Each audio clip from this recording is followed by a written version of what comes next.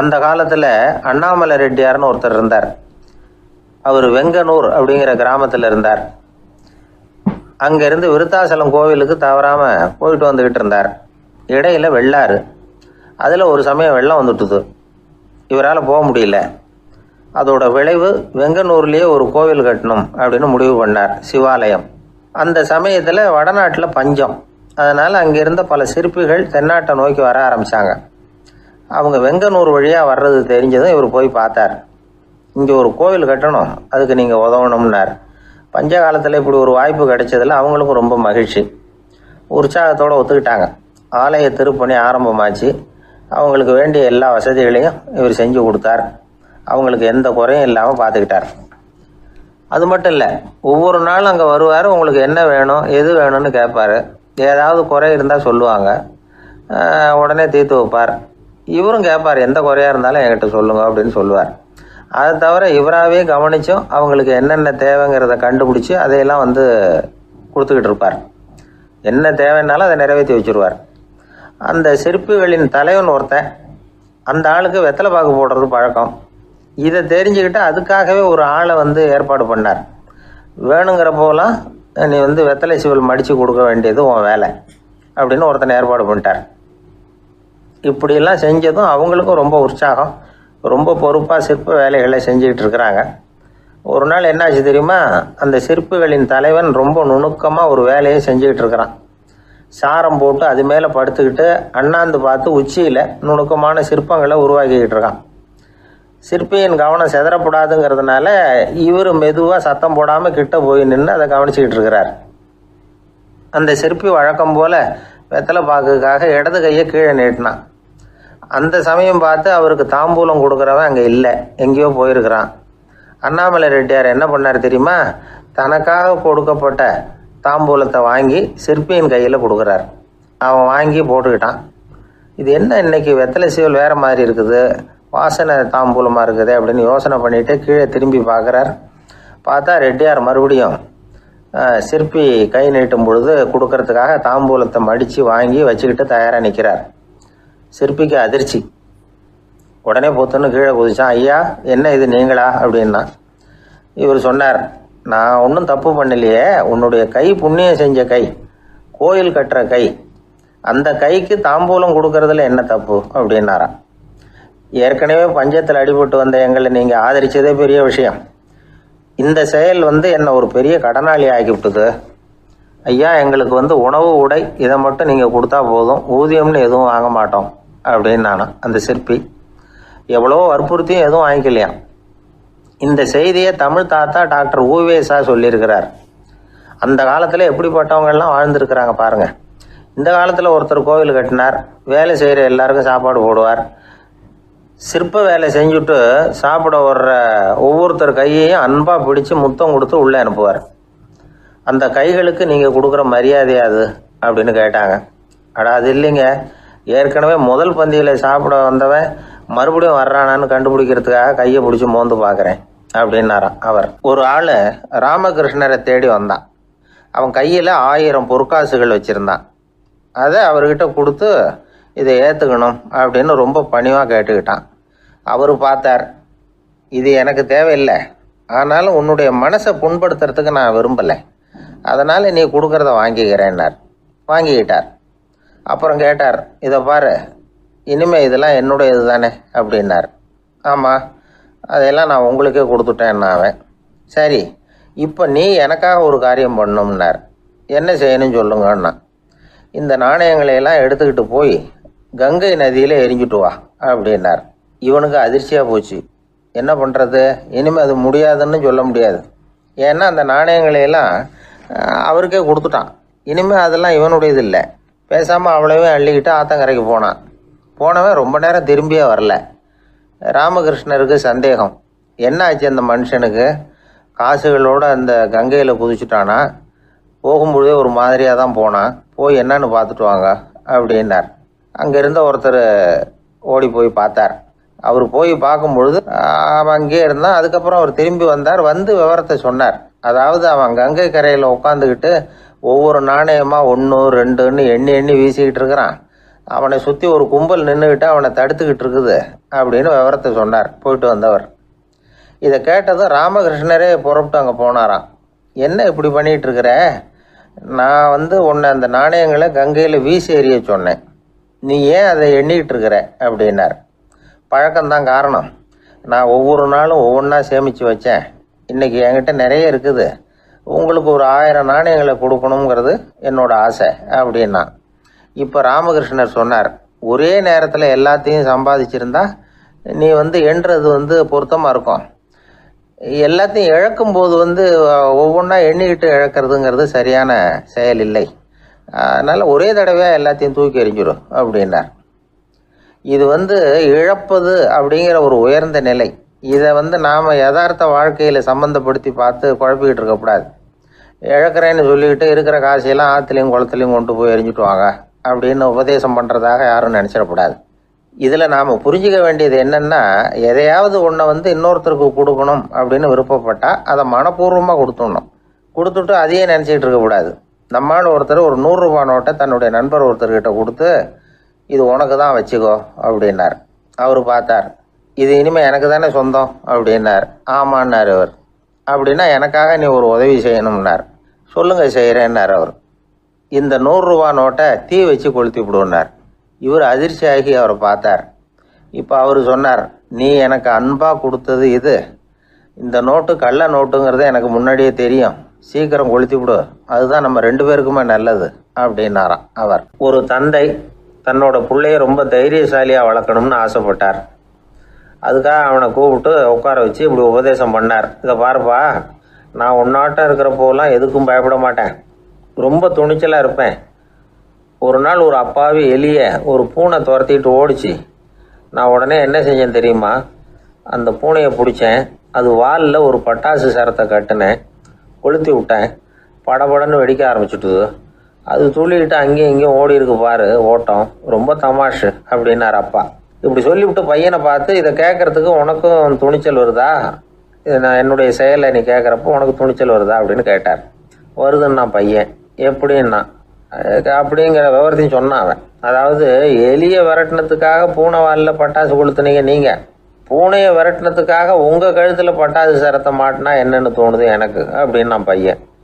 பையனோட துணிச்சல் அப்பாவையே நடுங்க வச்சுட்டுது. அது சரி, ஒரு அப்பா பிள்ளைக்கு இப்படியா உபதேசம் பண்ணுறது? எல்லாருக்கிட்டையும் அன்பாக பழகிறது எப்படி அப்படின்னு சொல்லி கொடுக்கணும். பிஞ்சு உள்ளங்களில் நஞ்சை தூவலாமா? ஒரு நாள் விநாயகர் ஒரு பூனையோடு விளையாடிக்கிட்டு இருந்தாராம். அப்படி ஆசையாக விளையாடிக்கிட்டு இருந்தப்போ அவரோட கை நகம் தவறுதெல்லாம் பூனையோட முகத்தில் பட்டுட்டு தான். அது ஒரு சின்ன கீறலை உண்டாகி விட்டுது. அப்பா அவர் அதை ஒரு பெருசாக நினைக்கல. கொஞ்ச நேரத்துக்கு அப்புறம் விநாயகர் வீட்டுக்கு வந்தார். அவங்க அம்மா பார்வதி தேவியை பார்த்தார். பார்வதி தேவி கன்னத்தில் விரலால் கீறினது மாதிரி ஒரு அடையாளம் இருந்தது. விநாயகருக்கு அதிர்ச்சி, ஆச்சரியம். நம்ம அம்மா இந்த உலகத்துக்கே தாயார், அப்பேற்பட்ட அவங்க முகத்திலேயே கீறலை உண்டாக்கக்கூடியவங்க யாராக இருக்க முடியும் அப்படின்னு யோசனை பண்ணார். தாயே, உன்னுடைய கன்னத்தில் இந்த வடு எப்படிம்மா ஏற்பட்டதுன்னு கேட்டார். குழந்தாய், இது நீ செஞ்ச காரியம்தான்ப்பா, உன்னுடைய கை நகம் கீறினதுனால ஏற்பட்ட வடு தான் இது அப்படின்னாங்க அவங்க. விநாயகர் திடுக்கிட்டு போட்டார். எப்படிம்மா அது? நான் எந்த காலத்துலேயும் ஒன்று அப்படி கீறினதாக எனக்கு நினைவு இல்லையே அப்படின்னார். இன்னைக்கு காலையில் ஒரு பூனையை கீறினதை நீ மறந்துட்டியா அப்படின்னாங்க அந்த அம்மா. விநாயகர் திகைச்சு போய் நின்னார். பார்வதி தேவி சொன்னாங்க, இதை பாருப்பா, இந்த உலகத்தில் இருக்கக்கூடிய எல்லா உயிர்கள்லேயும் நான் இருக்கிறேன். நான் தான் இந்த உலகமாக ஆகியிருக்கிறேன். ஆகையினால நீ யாரை துன்புறுத்தினாலும் அது உண்மையிலேயே என்ன துன்புறுத்தினதாக தான் முடியும் அப்படின்னாங்க. விநாயகர் மனசுக்குள்ளே ஒரு வெளிச்சம் ஏற்பட்டு தான். அதுக்கப்புறம் அவர் யாரையுமே கல்யாணம் பண்ணிக்காததுக்கு அதுதான் காரணமா. இந்த உலகத்தில் எல்லாரையும், இங்கே இருக்கிற எல்லாத்தையும் தாயின் வடிவமாக அவர் பார்க்க ஆரம்பிச்சிட்டாராம். குருதேவர் ராமகிருஷ்ணர் இந்த கதையை எடுத்து சொல்லியிருக்கிறார். நபிகள் நாயகம் ஒரு தடவை ஒரு நாற்காலியில் உட்காந்து என்னமோ யோசனை பண்ணிட்டு இருந்திருக்கிறார். அப்போ அவரோட உடையில் ஒரு கீழ்ப்பகுதி தரையில் படிஞ்சு கிடந்திருக்குது. அங்கே விளையாடிக்கிட்டு இருந்த ஒரு பூனை அது மேலே படுத்து தூங்கி போச்சு. தொழுகை செய்ய வேண்டிய நேரம் வந்துட்டது. நபிகள் நாயகம் எழுந்திரிக்க பார்த்தார். அப்போ தான் பூனை தன்னோட உடை மேலே படுத்து தூங்கிட்டு இருக்கிறது கண்ணில் படுது. பூனையோட தூக்கத்தை கலைக்க விரும்பல. அவர் தன்னுடைய சகோதரியை கூப்பிட்டார். ஒரு கத்திரிக்கோல் எடுத்துகிட்டு வர சொன்னார். பூனை படுத்திருந்த உடைப்பகுதி மட்டும் இருக்குல்ல, அதை மட்டும் அதோட கத்திரிச்சு விட்டுட்டு அதுக்கப்புறம் அவர் எழுந்திரிச்சு தொழுகைக்கு போனாராம். அதாவது பிற உயிர்கள்கிட்ட எப்படி அன்பு காட்டணுங்கிறத பெரியவங்க எவ்வளவோ விதத்தில் நமக்கு எடுத்து காட்டியிருக்கிறாங்க. இருந்தாலும் எத்தனை பேர் மனசில் அதெல்லாம் உரைச்சிருக்குது. நாமளும் நம்ம ட்ரெஸ்ஸு மேலே ஒரு பூனை படுத்திருந்தா ஒரு கத்திரிக்கோலை தான் தேடுவோம், எடுத்துக்கிட்டு வர சொல்லுவோம். துணியை வெட்டுறதுக்கு பதிலாக இல்லை அதோட வாழை வெட்டினா என்ன அப்படின்னு தோணும். ஒரு ஆள் ரொம்ப பிரியமாக ஒரு பூனையை ஆற்றுல குளிப்பாட்டிக்கிட்டு இருந்தானா. எப்படி? அந்த பூனையை ஆற்று தண்ணியில் அமுக்கி அமுக்கி குளிப்பாட்டிக்கிட்டு இருக்கிறான். அந்த வழியாக போன ஒருத்தர் இதை பார்த்தார். இதை பார்ப்பா, பூனையை அது மாதிரி ஆற்று தண்ணியில் அமுக்கி குளிப்பாட்டாத, மூச்சு திணறி செத்து போடும் அப்படின்னு அட்வைஸ் பண்ணார். நீ போய் அவன் வேலையை பார்த்துக்கிட்டு, எனக்கு எல்லாம் தெரியும்னா இவன். சரின்னு அவர் போயிட்டார். கொஞ்ச நேரம் கழித்து அவரே அந்த வழியாக திரும்பி வந்துக்கிட்டு இருந்தார். ஆற்றுல பூனையை குளிப்பாட்டிக்கிட்டு இருந்தவன் அழுதுகிட்டு உட்காந்துருக்கிறான். பக்கத்தில் அந்த பூனை செத்து கிடக்குது. இதை பார்த்தார் பெரியவர். நான் தான் அப்போவே சொன்னேனே அந்த பூனையை ஆற்றுல நினைக்காதேன்னு, அதை கேட்டிருந்தா இப்படி ஆயிருக்குமா அப்படின்னார். அந்த ஆள் கோபமாக இவரை முறைச்சி பார்த்தான். அட போய்யா, இந்த பூனை ஆற்றுல குளித்ததுனால ஒன்றும் செத்து போகல, குளித்ததுக்கு அப்புறம் அதோட உடம்பு ஈரமாக இருக்குதுன்னு அதை புழிஞ்சேன், அதனால தான் இப்படி ஆயிட்டுது அப்படின்னு நானா. ஒருத்தரை பார்த்து உன்னுடைய நண்பர்கள் யார் அப்படின்னு ஒரு கேள்வி கேட்டு பாருங்க. கொஞ்சம் யோசித்து பதில் சொல்லுவாங்க. அவங்கக்கிட்டேயே உன்னுடைய எதிரிகள் யார் அப்படின்னு கேளுங்க, கடகடன்னு ஒப்பிச்சிருவாங்க. நம்ம மனசு இருக்க அது எப்படின்னா, நம்ம நண்பர்களை விட எதிரிகளை அது நல்லா ஞாபகத்தில் வச்சுக்கும். இது ஒரு ஆச்சரியமான உண்மை. உங்களால் நண்பர்களை மறந்துட முடியும், ஆனால் எதிரிகளை மறந்துட முடியாது. இது ஒரு வேடிக்கையான நிலைமை தான். அழகான தருணங்களை நாம் ஏன் மறந்துடுறோம்? இது இயற்கை. ஏன்னா நம்ம மனசு மலர்களை கவனிக்கிறது இல்லை, அதில் இருக்கிற முள்ளை தான் கவனிக்குது. தன்னை காயப்படுத்துகிற எதையும் அது உடனே கண்டுகொள்ளுது. ஒரு தெளிந்த சிந்தனையுடைய மனசு மிக அழகாக உள்ள எல்லாத்தையும் கவனிக்கும். அது நன்றியுடன் உணரக்கூடிய எல்லாத்தையும் பார்த்து குறிச்சிக்கும். இப்படிப்பட்டவங்க வாழ்க்கை இயல்பாகவே நல்லா அமையும். அது ரொம்ப அபூர்வம். மனசில் உள்ள ஒரு சிறிய அமைப்பை மாற்றுவதை பொறுத்து தான் இந்த விஷயம் அப்படிங்கிறார் ஓஷோ. ஒரு யூத கோவில் இருந்து தான், அது யூதர்களின் மடமாகவும் இருந்தது. அங்கே ஒரு தலைமை குரு, அவர் ரொம்ப கண்டிப்பானவர். அந்த கோவிலை ஒட்டி ஒரு தோட்டம். ஒரு நாள் காலையில் அந்த தோட்டத்தில் 2 இளம் யூதர்கள் நடந்து போய்கிட்டு இருக்கிறாங்க. காலையில் 1 மணி நேரம், மாலையில் 1 மணி நேரம் அவங்க அந்த தோட்டத்தில் நடக்கிறதுக்கு அனுமதி உண்டு. மற்ற நேரங்களில் அவங்க மத புத்தகங்களை படிக்கணும், பிற விதிமுறைகளை கடைபிடிக்கணும். அந்த 2 பேருமே தொடர்ந்து புகைப்பிடிக்கிற பழக்கம் உள்ளவங்க. ஆனால் கோவில் மடத்தில் இருக்கிறப்போ அவங்க புகைப்பிடிக்க முடியாது, அது கடுமையான குற்றம். சரி, நாம் தோட்டத்தில் இருக்கிறப்போவாவது புகைப்பிடிக்கலாமா அப்படின்னு ஒரு ஆசை அவங்க 2 பேருக்குமே. இருந்தாலும் பயம். இப்படி கேட்டால் மதகுரு என்ன சொல்லுவாரோ அல்லது என்ன செய்வாரோங்கிற பயம். இப்படியே கொஞ்ச நாள் ஆச்சு. ஒரு நாள் இந்த 2 பேரில் ஒருத்தன் ரொம்ப கலங்கி போய் அந்த கோவிலில் இருந்து வெளியில் வந்துக்கிட்டு இருந்தான். வந்தவன் நேராக தோட்டத்து பக்கம் போனான். அங்கே இன்னொருத்தன் ஆனந்தமாக புகை பிடிச்சிக்கிட்டு இருக்கிறான். அதை பார்த்து தான் இவனுக்கு அதிர்ச்சி. அட கடவுளே, என்ன இது, நீ கேட்காமலே ஆரம்பிச்சிட்டியா அப்படின்னா. இல்லை நான் கேட்டுவிட்டு தான் ஆரம்பிச்சிருக்கேன்னா அவன். அப்படியா, என்ன மனுஷன் இவர், நானும் தான் கேட்டேன், என்னை கண்ணாமுன்னான்னு திட்டிவிட்டார். இது என்ன கோவிலா இல்லை நரகமா? உனக்கு புகை பிடிக்கணும்னு ஆசையாக இருந்தால் நரகத்துக்கு போகணும்னு சொல்லிவிட்டார். அது சரி, உன்னை மட்டும் எப்படி அனுமதிச்சார் அப்படின்னு கேட்டான் இவன். அவன் சிரிச்சுக்கிட்டே, நீ எப்படி கேட்ட சொல்லு அப்படின்னா. நாம் இந்த தோட்டத்துக்கு வர அனுமதிக்கப்பட்டிருக்கிறதே ஜபத்துக்காகத்தானே, அதனால் நான் ஜபம் சொல்லும் பொழுது புகை பிடிக்கலாமா அப்படின்னு கேட்டேன். அதுக்கு தான் அவர் சத்தம் போட்டு என்னை அடிக்கவே வந்துட்டார் அப்படின்னா இவன். நீ ஒரு மாதிரியாக கேட்டிருக்க, நான் வேறு மாதிரியாக கேட்டிருக்கிறேன். ஜபம் சொல்லும்போது புகை பிடிக்கலாமான்னு நீ கேட்டிருக்க. ஐயா, புகை பிடிக்கும் பொழுது ஜபிக்கலாமா அப்படின்னு நான் கேட்டேன். அதில் தப்பு ஒன்றும் இல்லை அப்படின்னு பதில் சொல்லிட்டார் அப்படின்னா. ஒரு சிறிய மாற்றம்தான் அது மிகப்பெரிய மாறுதலை ஏற்படுத்தி விட்டது. மனசு நல்ல விதமாக சிந்திக்க ஆரம்பிச்சுட்டுதுன்னா மகிழ்ச்சிக்கு பஞ்சம் இல்லை. ஒரு கஞ்சன் ஆற்றுல விழுந்துட்டான். வெள்ளத்தில் தத்தளிச்சுக்கிட்டு இருக்கிறான். கரையில் நின்ன ஒருத்தர் உன் கையை கொண்டா இப்படி பிடிச்சி இழுத்து கரையில் சேர்த்து விடுறேன்னார். எதையும் கொடுத்து பழக்கம் இல்லாத அவன் கையையும் கொடுக்க மாட்டேன்னுட்டான். இவர் பார்த்தார். உன் கையை கொடுன்னு சொல்கிறதுக்கு பதிலாக நான் என் கையை கொடுக்குறேன் பிடிச்சிக்கோ அப்படின்னார். அவன் கப்புன்னு பிடிச்சிக்கிட்டான், இழுத்து கரையில் போட்டார். இந்த உலகத்தில் எத்தனை வகையான மனிதர்கள் இருக்கிறாங்க, ஒவ்வொரு மனிதனுமே ஒவ்வொரு வகை அப்படிங்கிறாங்க விஞ்ஞானிகள். மனிதர்களை 3 வகையாக பிரிக்கலாம் அப்படின்னு சொல்கிறாங்க மெய்ஞானிகள். இவங்களை பற்றிலாம் ஏற்கனவே நாம் பேசியிருக்கிறோம். இப்போ டாக்டர் எட்வர்டு பேட்ச் அப்படிங்கிற நிபுணர் என்ன சொல்கிறார் தெரியுமா? மனிதர்களை 7 வகையாக பிரிக்கலாம்ங்கிறார்.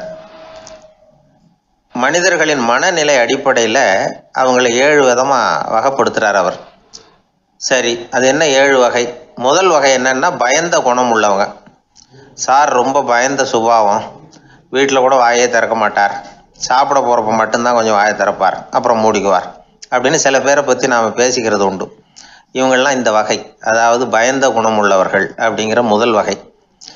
சரி, 2வது வகை என்னன்னா சஞ்சலப்படுகிறவர்கள், எதுக்கு எடுத்தாலும் கலக்கம், குழப்பம், இப்படியே காலம் தள்ளிட்டு இருப்பாங்க. பல பேர் பார்த்துருப்பீங்க. அவங்கெல்லாம் இந்த வகை. 3வது வகை என்னன்னா யதார்த்த உலகை மறந்து கற்பனை உலகத்திலேயே மிதக்கிறவங்க. இளைஞர்கள், கவிஞர்கள், இப்படி பல பேர் இருக்கிறாங்க. எப்போ பார்த்தாலும் கற்பனை உலகத்திலேயே மிதந்துக்கிட்டு இருப்பாங்க. கிட்டத்தில் போய் என்னங்க ஒரு மாதிரியாக இருக்கிறீங்க அப்படின்னு கேட்டு பாருங்கள். அவங்களெல்லாம் ஏதோ ஒரு அற்ப புழுவை பார்க்குறது மாதிரி அவங்கள பார்ப்பாங்க. அதுவும் அந்த வானத்து நிலாவை பாருங்கள், அது என்னை வா வான்னு கூப்பிடுது, எனக்கு சீக்கிரத்தில் ஒரு நாள் சிறகுகள் முளைக்கும், சிறகடித்து வானத்தில் பறந்து போவேன், அந்த செல்ல நிலாவை கொஞ்சிவிட்டு வருவேன், இப்படிலாம் பேசிகிட்டு இருப்பாங்க. கொஞ்சிறது அப்புறம் இருக்கட்டும், இப்போ கஞ்சிக்கு வழியே பாருப்பா அப்படின்னா அதை காதில் வாங்க மாட்டாங்க. நாம் ஏதோ இந்த உலகத்தை அனுபவிக்க தெரியாதவர்கள் மாதிரி நம்மளை அவங்க கவனிப்பாங்க. இப்படி ஒரு ரகம். 4வது வகை மனிதர்கள் எப்படின்னா இவங்க தனிமை உணர்வு மிக்கவர்கள். இவங்க மற்றவங்களோட இயல்பாக நெருங்கி பழகிறதில்ல, தான் உண்டு தன்னுடைய வேலை உண்டுன்னு இருந்துட்டு போகிறவங்க. அடுத்த வீட்டில் இருக்கிறவர் யார் அப்படின்னு கேட்டால் கூட அடுத்த வீடுன்னு ஒன்று இருக்கா அப்படிங்கிறது மாதிரி நம்ம முகத்தை பார்ப்பாங்க. அவங்ககிட்ட மேற்கொண்டு நாம் என்னத்தை பேச முடியும்? இப்படி ஒரு வகை. 5வது வகை மனிதர்கள் எப்படின்னா இவங்க மற்றவங்க செல்வாக்குக்கு உட்பட மறுப்பவர்கள். அடுத்தவங்களோட செல்வாக்குக்கு இவங்க ஆட்படுறதில்ல. நான் யார் தெரியுமான்னு கேட்டால் அதை தெரிஞ்சுட்டு எனக்கு என்ன ஆக போகுதும்பாங்க. இவங்கெல்லாம் அந்த ரகம். 6வது வகை மனிதர்கள் எப்பவும் எதுலேயும் பற்றில்லாமல் இருக்கிறவங்க. இது ஒரு துறவு மனப்பான்மை. இயல்பாகவே சில பேர் இப்படி உண்டு, அவங்களுக்கு எதுலேயும் ஒரு ஈடுபாடு இருக்காது. அப்படிப்பட்டவங்கெல்லாம் 6வது வகை. 7வது வகை மனிதர்கள் மற்றவங்க கவலையை தன்னுடையதாக ஆக்கிக்கிட்டு கவலைப்படுறவங்க. இவங்கெல்லாம் மகாத்மாக்கள். தாம் வேறு அடுத்தவங்க வேறு அப்படிங்கிற எண்ணம் இவங்களுக்கு வர்றதில்லை. அதனால் அடுத்தவங்களுக்கு ஒரு துன்பம் வந்ததுன்னா இவங்களால சும்மா இருக்க முடியறதில்லை. ஆகக்கூடி இப்படி 7 விதமான மனிதர்களை அடையாளம் காட்டுறார் அந்த நிபுணர். இதில் நாம் எந்த வகையில் வர்றோம் அப்படிங்கிறத நாம் தான் அடையாளம் கண்டுபிடிக்கணும். எனக்கு தெரிஞ்ச ஒரு மனிதர் உண்டு. அவர் ஒரு வித்தியாசமான வகை. எதையும் நடைமுறை சாத்தியமாக சிந்திக்கிறவர். எப்பவும் அடுத்தவங்களும் நல்லா இருக்கணும், நாமும் நல்லா இருக்கணும் அப்படின்னு ஆசைப்படுறவர். அவருக்கு ஒரு சமயம் திடீர்னு உடம்பு சுகம் இல்லாமல் போயிட்டுது. டாக்டர்கிட்ட போனார், பணம் கொடுத்தார், வைத்தியம் பார்த்துக்கிட்டார். அவர் எழுதி கொடுத்த மருந்து சீட்டை வாங்கினார். ஒரு மருந்து கடைக்கு போனார், பணம் கொடுத்தார், மருந்து வாங்கினார். அதை எடுத்துகிட்டு வீட்டுக்கு வந்தார்.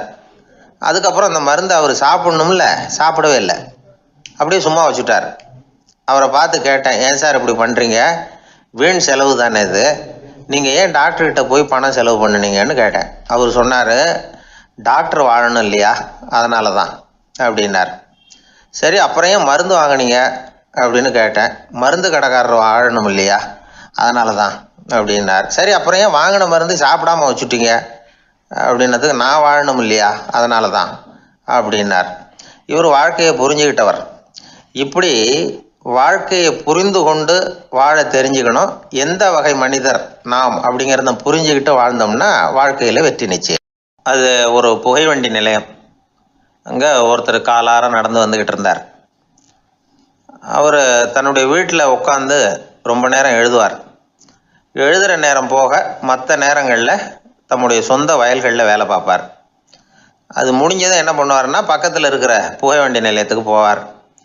அங்கே கொஞ்ச நேரம் அப்படியே காலார நடந்து வருவார். இது அவருடைய அன்றாட வழக்கம். அன்னைக்கு அது மாதிரி தான் அவர் நடந்து வந்துக்கிட்டு இருக்கிறார். அந்த சமயத்தில் அங்கே நடைமேடையில் ஒரு அம்மையார் நின்றுட்டு இருக்கிறாங்க. இவரை கண்டதும் கையை தட்டி கூப்பிட்டாங்க. இங்கே கொஞ்சம் வர முடியுமா அப்படின்னாங்க. இவர் போனார். என்னங்கன்னு விசாரித்தார். அந்த அம்மையார் விவரம் சொன்னார். ஐயா, நானும் என்னுடைய வீட்டுக்காரரும் இங்கே வந்தோம். அதுவும் நிற்கிதே, அந்த ரயிலில் ஏறி ஊருக்கு போகணும். என்னுடைய வீட்டுக்காரரு அதுவும் அந்த உணவு விடுதிக்கு போயிருக்கார், இன்னும் வரல. அவர் வர்றதுக்குள்ளே ரயில் புறப்பட்டுரும் போல இருக்கு. நீங்கள் ஓடி போய் அவரை அழைச்சிக்கிட்டு வர முடியுமா அப்படின்னு கேட்டாங்க. சரின்னார் இவர். உடனே அந்த அம்மா தன்னுடைய கணவர் எப்படி இருப்பார் அப்படிங்கிற அடையாளங்களை கொஞ்சம் சொல்லி அனுப்புனாங்க. போய் தேடிக்கிட்டு இருக்க வேண்டாமேங்கிறதுக்காக. பார்க்குறதுக்கு எப்படி இருப்பார், இந்த மாதிரி ஆடை அணிஞ்சிருப்பார் அப்படின்னு விவரமாக சொன்னாங்க. அதை அவர் கவனமாக கேட்டுக்கிட்டார்.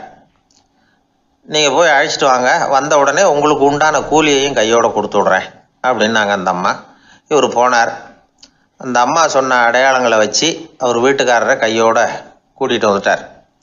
கொண்டுட்டு வந்து அந்த அம்மா கிட்ட ஒப்படைச்சார்.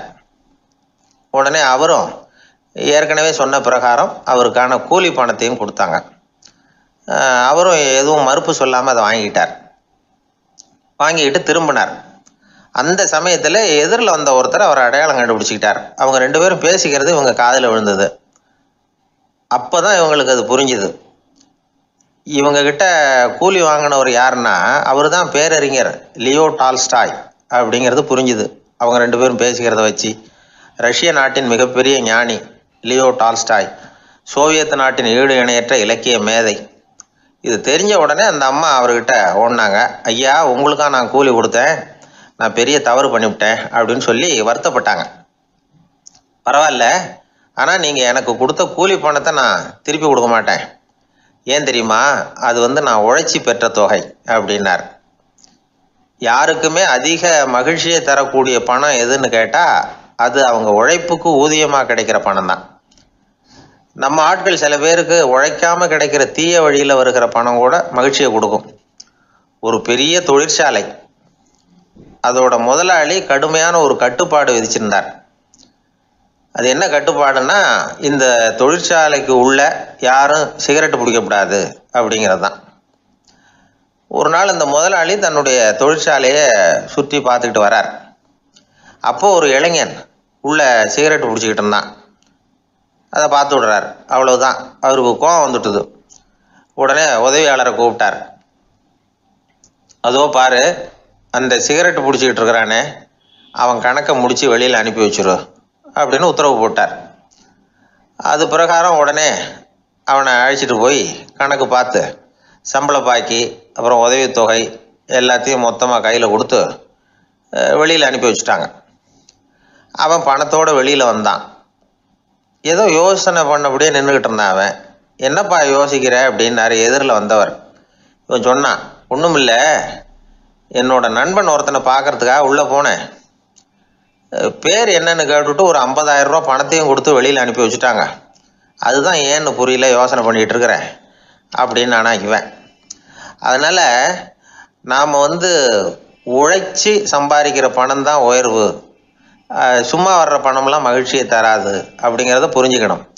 அப்பேற்பட்ட ஞானி ரஷ்ய மேதை அவர் பாருங்க, அந்த பணத்தை வாங்கின பணத்தை திருப்பி கொடுக்க மாட்டேன்னு விட்டார்.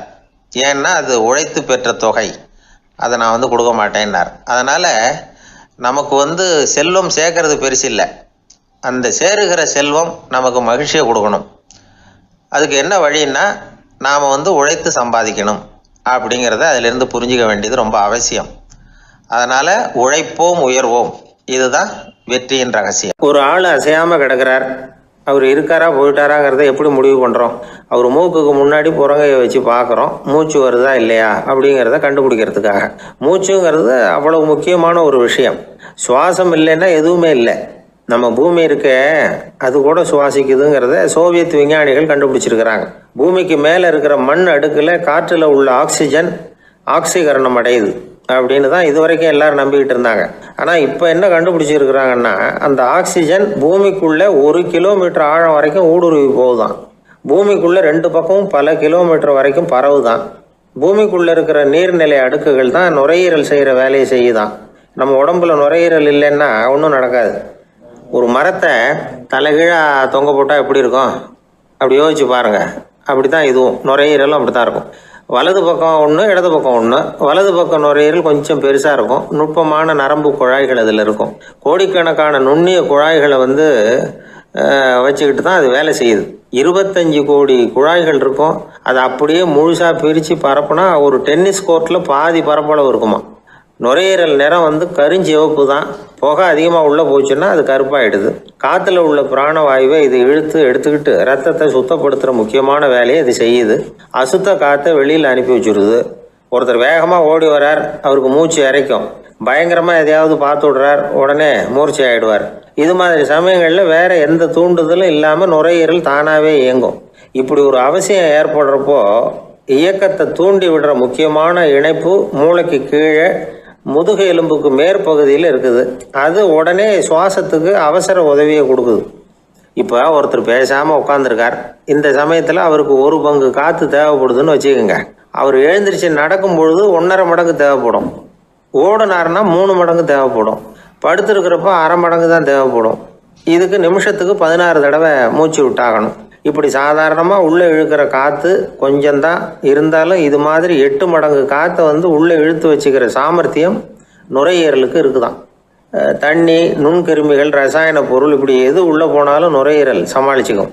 30 வருஷமாக விடாத புகை பிடிக்கிறவர் தொடர்ந்து உள்ளே அனுப்பி வைக்கிற புகையை கூட சமாளிக்குதுன்னா பார்த்துங்களேன். உள்ளே போகிற புகை நுட்பமான சுவாச முடிச்சுகளை அழிச்சு விடுது. கறி புகை அது மேலே படிஞ்சு உபயோகம் இல்லாமல் பண்ணிவிடுது. ஆனாலும் தேவைக்கு அதிகமாக 8 மடங்கு கூடுதலாக சுவாச முடிச்சுகள் நம்ம உடம்புக்குள்ளே இருக்கிறதுனால சமாளிக்க முடியுது. சமாளிக்க முடியலன்னா சில சமயம் மூச்சு திணறும். அதை ஒரு எச்சரிக்கையாக எடுத்துக்கிட்டு புகை பிடிக்கிற பழக்கத்தை விட்டுடணும். அதுதான் நல்லது. ஆனால் அப்படி யார் விடுறது? இணை பிரியாத 2 நண்பர்கள் இருந்தாங்களாம். 2 பேரும் விடாமல் சிகரெட்டு குடிக்கிறவங்க. அதில் ஒருத்தன் செத்து போட்டான். இன்னொருத்தன் அதுக்கப்புறம் 2 சிகரெட்டாக குடிக்க ஆரம்பித்தானா. ஏன் இப்படி பண்ணுறேன்னு கேட்டிருக்காங்க. நான் 1 சிகரெட்டு தான் குடிக்கிறேன். செத்து போன என்னுடைய ஃப்ரெண்டு இருக்கானே, செத்து போனவன், அவனுக்காக இன்னொரு சிகரெட்டு குடிக்கிறேன் அப்படின்னு நானா. இது ரொம்ப ஆபத்து, விட்டுடு அப்படின்னு சொல்லியிருக்காங்க. சரின்னு ஒத்துக்கிட்டான். ஆனால் அதுக்கப்புறமும் 1 சிகரெட் வீதமாக குடிச்சிக்கிட்டே இருந்தான். சிகரெட்டு பழக்கத்தை நீ இன்னும் விடலையான்னு கேட்டாங்களாம். அந்த பழக்கத்தை நான் எப்போவோ விட்டுட்டேன், இப்போ நான் குடிக்கிறது என் ஃப்ரெண்டுக்காக அப்படின்னு நானா. இவங்கெல்லாம் எப்படி திருந்துறது? வாய் விட்டு சிரிச்சா நோய் விட்டு போகும் அப்படின்னு சொல்கிறது உண்டு. அது என்ன வெறும் அலங்காரத்துக்காக சொன்ன வார்த்தையா, இல்லை அர்த்தத்தோடு சொன்ன வார்த்தையா அப்படின்னு யோசிச்சா அதில் நிஜமாகவே அர்த்தம் இருக்குதுன்னு தான் தெரியுது. ஆதாரபூர்வமாக அதுக்கு சில நிரூபணங்களும் இருக்குது. நார்மன் கசின்ஸ் அப்படின்னு ஒருத்தர் இருந்தார். அவர் ஒரு அமெரிக்க பத்திரிகை ஆசிரியர். அவருக்கு ஏதோ ஒரு விதமான அழற்சி நோய், இன்ஃப்ளமேஷன் டிசீஸ். அது டாக்டர்கள்லாம் அதுக்கு என்ன விதமான வைத்தியமும் கிடையாது அப்படின்னு சொல்லி பல இதெல்லாம் பார்த்துட்டு கடைசியாக சொல்லிவிட்டாங்க அதுக்கு வைத்தியமே இல்லைன்ட்டாங்க. டாக்டர்கள் தான் சொல்லிவிட்டாங்களே, அதனால் இது இப்படியே இருந்துட்டு போகட்டும் அப்படின்னு விட்டுற வேண்டியது தானே. ஆனால் அவர் அப்படி நினைக்கல. உடனே அவர் என்ன பண்ணார்னா, ஆஸ்பத்திரி ரூமை காலி பண்ணார். ஹோட்டலில் போய் ஒரு ரூம் எடுத்துக்கிட்டார். அங்கே போனார். தினமும் அவருக்கு பிடிச்ச தமாஷான படங்களை எல்லாம் டிவியில் போட்டு பார்த்துக்கிட்டு இருந்தார். சிரிப்பு வரக்கூடிய புத்தகங்களை எல்லாம் படித்தார். கொஞ்ச நாள் ஆச்சு. அவருக்கு இருந்த தொந்தரவு குணமாக ஆரம்பிச்சிட்டுது. இதை கேள்விப்பட்ட உடனே பழைய டாக்டர்கள்லாம் ஓடி வந்தாங்க. ஓடி வந்து பார்க்குறாங்க. அவர் உடம்பை சோதனை பண்ணி பார்க்குறாங்க. பார்த்தா அவர் உடம்பு குணமாகறதுக்கு உதவியாக இருந்தது சிரிப்பு தான் அப்படிங்கிறத விஞ்ஞானபூர்வமாக அவங்க ஒத்துக்கிட்டாங்களாம். இருந்தாலும் சிரிப்பு எந்த முறையில் எந்த விதத்தில் உதவி பண்ணுது அப்படிங்கிறத இன்னமும் சரியாக புரிஞ்சிக்க முடியல. ஆனாலும் ஒரு சில விஷயங்கள் மட்டும் புரியுது. அது என்னன்னா, சிரிப்பு சுவாசத்தை மேம்படுத்துது, ரத்த அழுத்தத்தை குறைக்குது, உடம்பு குணமாகறதுக்கே உரிய சில ஹார்மோன்கள் அதிகமாக உருவாகி வர்றதுக்கு வழி செய்யுது. இந்த அளவுக்கு தான் சிரிப்போட செயல்பாட்டை நாம் புரிஞ்சிக்க முடியுது. இருந்தாலும் இதை பற்றி கண்டுபிடிக்க வேண்டியது இன்னமும் ஏராளமாக இருக்குது. அதையெல்லாம் விவரமாக கண்டுபிடிக்கிற வரைக்கும் நாம் காத்துக்கிட்டு இருக்க வேண்டியதில்லை. இப்போவே தாராளமாக சிரிக்கலாம். அதில் என்னத்துக்கு சிக்கணும்? காசா பணமா? சிரிப்புன்னா ஹாஹான்னு சத்தம் போட்டு சிரிச்சாதான் உடம்புக்கு நல்லதுன்னு இல்லை. லேசான புன்னகை கூட உடம்புக்கு நல்லது செய்யுமா. லேசாக புன்னகை பூத்தா அந்த சமயத்தில் நாம் எப்படி ஆகுது? நம்ம உடம்பு பூரா அமைதி அடையுதான். இதையும் ஆதாரபூர்வமாக கண்டுபிடிச்சி தான் சொல்கிறாங்க. எப்போவாவது மனசு சங்கடமாக இருக்கிறப்போ கொஞ்சம் முயற்சி பண்ணி முகத்தில் புன்னகையை கொண்டுகிட்டு வந்து பாருங்கள். அதோட சுகம் உங்களுக்கு அனுபவித்து பார்த்தா தான் தெரியும். கண்ணும் உதடும் மலரும் பொழுது இருக்கிற ஆனந்தமே ஆனந்தம் அப்படிங்கிறாங்க அனுபவித்து பார்த்தவங்க. வாழ்க்கையில் நாம் தமாஷா இருக்கணும்னா அதுக்கு சில வழிகளையும் அவங்க சொல்லி வச்சிருக்கிறாங்க. முதல்ல நீங்கள் உற்சாகமாக இருக்கிறவங்க கூடவே அதிகமாக பழகணும், அவங்க கூடவே அதிக நேரம் இருக்கிறது மாதிரி பார்த்துக்கணும். அழுது வடிகிறவங்ககிட்டயே இருக்கக்கூடாது, அவங்கள அவாய்டு பண்ணுங்க, அவங்கள விட்டு விலகி வந்துடுங்க. உங்கள் முன்னாடி இருக்கிறவர் எப்பவும் மூஞ்சியை தொங்க போட்டுக்கிட்டே இருக்கிறவராக இருந்தால் கொஞ்ச நாளில் உங்கள் முகமும் அப்படியே ஆகிடுமா, ஜாக்கிரதையாக இருக்கணுமா. ரெண்டாவது, எடுத்ததுக்கெல்லாம் சீரியஸ் ஆகிடக்கூடாது, எதையும் நிதானமாக யோசிக்கணும்.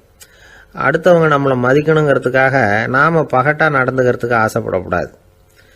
உங்களுக்கு பிடிச்ச தமாஷான வீடியோ படங்கள், புத்தகங்கள் இதையெல்லாம் லிஸ்ட்டு போட்டுக்கிட்டு முடிஞ்ச அளவுக்கு வாங்கி சேர்த்து வீட்டுக்குள்ளேயே ஒரு லைப்ரரி உண்டாக்கிக்கலாம். ஒரு பெரிய பிஸ்னஸ்மேன், ரொம்ப வெற்றிகரமாக பிஸ்னஸ் பண்ணுறவராம். அவர் எப்படின்னா அடிக்கடி ரயிலில் பிரயாணம் பண்ணுறப்போ நியூஸ் பேப்பரை வச்சுக்கிட்டு ரொம்ப சுவாரஸ்யமாக படிச்சுக்கிட்டே போகிறான்.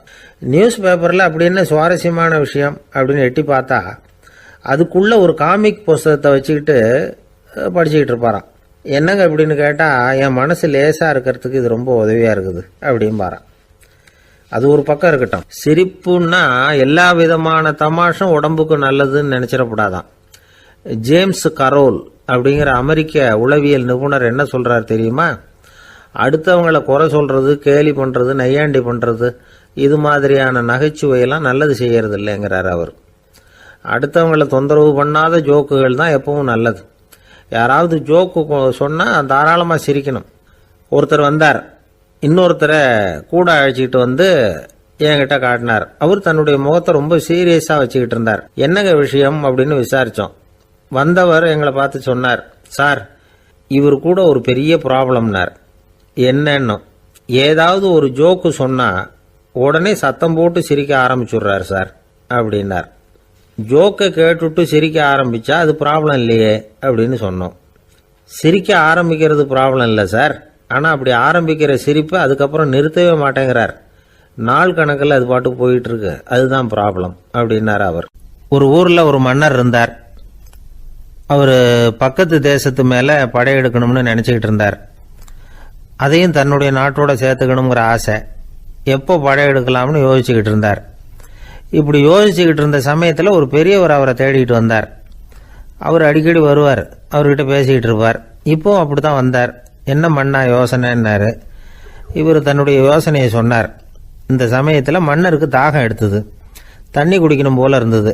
உடனே அங்கே இருந்த ஒரு அரண்மனை பணியாளரை கூப்பிட்டார். போய் கொஞ்சம் தண்ணி கொண்டு வாப்பா அப்படின்னார். அந்த பணியாளர் போனார், ஒரு கோலையில் தண்ணி கொண்டு வந்தார். ராஜா கிட்ட நீட்டினார். ராஜா அதை வாங்கி குடிக்கிறதுக்காக வாய்கிட்ட கொண்டுட்டு போனார். அந்த நேரம் பார்த்து, மன்னா கொஞ்சம் பொறுங்கன்னார் இந்த பெரியவர். ஆவலோட குடிக்க போன மன்னர் அப்படியே நிறுத்திக்கிட்டு பெரியவரை பார்த்தார். இப்போ அந்த பெரியவர் சொன்னார், மன்னா, இப்போ உங்களை விட வலிமை உள்ள ஒரு சக்தி உங்களுக்கு தண்ணி கொடுக்க மறுத்துடுதுன்னு வைங்க, உங்களை குடிக்க விடாமல் தடுத்துடுது அப்படின்னா, இப்போ இந்த ஒரு கோவள தண்ணீரை என்ன விலை கொடுத்து வாங்குவீங்க அப்படின்னு கேட்டார். இப்போ எனக்கு இருக்கிற தாகத்துக்கு என்னுடைய அரசாங்கத்தில் பாதியையாவது கொடுத்து இந்த தண்ணியை வாங்கறதுக்கு தயங்க மாட்டேன்னார் அவர். சரி, இப்போ அந்த தண்ணியை குடிங்கன்னார் பெரியவர். மன்னர் ஆவலோடு அந்த தண்ணியை குடிச்சு முடிச்சார். அதுக்கப்புறம் கொஞ்ச நேரம் தன்னுடைய படையெடுப்பை பற்றி சொல்லிக்கிட்டு இருந்தார். கொஞ்ச நேரம் கழித்து மறுபடியும் இந்த பெரியவர் கேட்டார், மன்னா, இப்போ நீங்கள் ஒரு கோவள தண்ணீரை குடிச்சு முடிச்சுட்டீங்க. இப்போ அந்த தண்ணீர் உங்கள் உடம்பை விட்டு வெளியில் வரக்கூடிய பாதை அடப்பட்டு போச்சு அப்படின்னு வச்சுங்க, அதை வெளியேற்றுவதற்காக நீங்கள் எவ்வளவு செலவழிப்பீங்க அப்படின்னு கேட்டார். மன்னர் யோசனை பண்ணார். அப்படி ஒரு நிலைமை ஏற்பட்டு போச்சுன்னா என்னுடைய அரசாங்கம் பூராவையும் அதுக்கு ஈடாக தர்றதுக்கு கூட தயங்க மாட்டேன்னார். இப்போ அந்த பெரியவர் சொன்னார், எந்த அரசாங்கத்தின் மதிப்பு ஒரு கோவள தண்ணீர் அளவுக்கு கூட இல்லையோ அந்த அரசாங்கத்தை அடையணுங்கிற பேராசையில் மனிதர்கள் தங்களுடைய சகோதரர்கள் கூடவே சண்டை போட்டுக்கிறாங்களே, அதில் ஏதாவது அர்த்தம் இருக்குதா அப்படின்னாராம். மன்னருக்கு இப்போதான் அர்த்தம் புரிஞ்சுதான். மனசில் தெளிவு உண்டாச்சு. தன் மனசுக்குள்ளே உண்டான வெறியை விரட்டி அடிச்சு விட்டார். அதுக்கப்புறம் நிம்மதியாக ஆட்சி புரிஞ்சார். இப்படி ஒரு கதை. உயிருக்கு என்ன விலை கொஞ்சம் யோசனை பண்ணி பாருங்கள். ஆனால் அது இப்போ எவ்வளோ மலிவாக போயிட்டுது, அதையும் யோசனை பண்ணி பாருங்களேன். ஆசை பேராசையாக மாறுது, அப்புறம் அது வெறியாக ஆகுது, அதுக்கப்புறம் பைத்தியம் முடியுது. இந்த காலத்து மனிதர்களுக்கு 2 விதமான பைத்தியம் பிடிச்சிருக்கிறதாக ஒரு பெரியவர் சொல்றார். ஒன்று பணம், இன்னொன்று அதிகாரம். இதெல்லாம் எவ்வளவு காலத்துக்கு நீடிக்கும்? ஒரு சர்வாதிகார நாட்டில் 3 பேர் ஜெயிலில் இருட்டு அறையில் பேசிக்கிட்டு இருக்கிறாங்க. நீ எப்படி இந்த ஜெயிலுக்கு வந்த அப்படின்னு ஒருத்தர் கேட்டாராம்.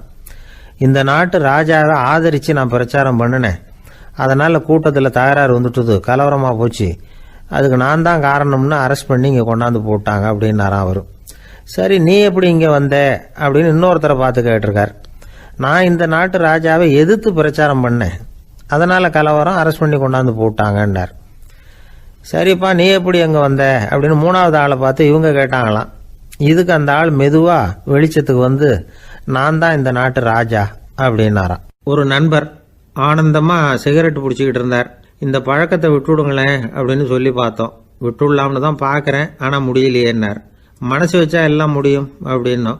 அவர் கொஞ்ச நேரம் யோசனை பண்ணார். அப்புறம் சொன்னார், சரி சார், இதுதான் நான் பிடிக்கிற கடைசி சிகரெட் அப்படின்னு சொல்லி ரொம்ப அழுத்தமாக புகையை உள்ளுக்கு இழுத்தார். அதுக்கப்புறம் அந்த துண்டு சிகரெட்டை வீசி எறிஞ்சுட்டார். ஒருத்தர் இது மாதிரி தீர்மானம் பண்ணி தன்னுடைய கடைசி சிகரெட்டை தூக்கி எறிஞ்சுட்டார்னா அது ஒரு பெரிய விஷயம்தான். அதுக்கு பிறகு அவர் உடம்புல படிப்படியாக என்னென்ன மாற்றங்கள் நடக்கும் அப்படிங்கிறத பற்றி ஒரு விவர பட்டியலே வெளியிட்டிருக்கிறாங்க. அது என்ன விவரம் தெரியுமா? ஒருத்தர் புகைப்பிடிக்கிற பழக்கத்தை நிறுத்துறாருன்னு வச்சுங்க. அப்படி அவர் நிறுத்தின 20 நிமிடங்களுக்குள்ள உயர் ரத்த அழுத்தம், உடல் வெப்பம், நாடி துடிப்பு இதெல்லாம் சரியான நிலைமைக்கு வந்துடுதான்.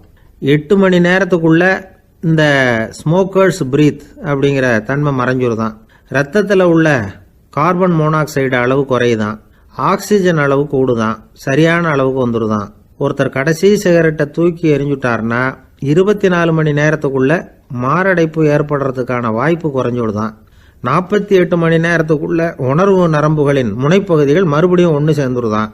அதனால நாக்கு சுவை உணர்வு, மூக்கின் முகரும் சக்தி இதெல்லாம் மேம்படுதான், நல்ல நிலைமைக்கு வந்துடுதான். சிகரெட்டை நிறுத்தின 3 நாளுக்குள்ள மூச்சு விடுறது சுலபமாயிடுதான். இப்படி அவங்க பட்டியல் நிறைய சொல்றாங்க. 2 அல்லது 3 மாசத்துக்குள்ள என்ன ஆகும் தெரியுமா? ரத்த ஓட்டம் மேம்படுது, நடக்கிறது சுலபமாயிடுது. நுரையீரல் கொள்ளளவு 30% அதிகரிக்குது.